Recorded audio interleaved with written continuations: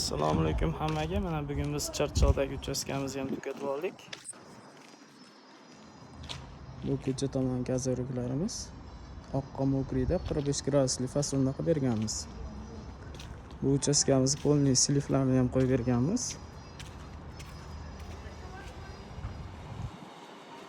Ichkari tomonlari naves qismi polniy dela fasonda qilib berganmiz. Bunisi ikkinchi navesimiz. Xudo xolasa cho'tki chiqqan. Bu kichkina zaborchamiz. Qo'shnining devori. Yo'llari tekis. Xuddi ko'cha bilan bir xil. 45 gradusli. Asunda.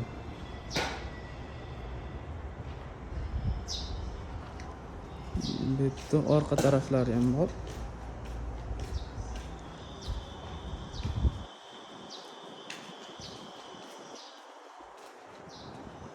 Bu orqa taraflari.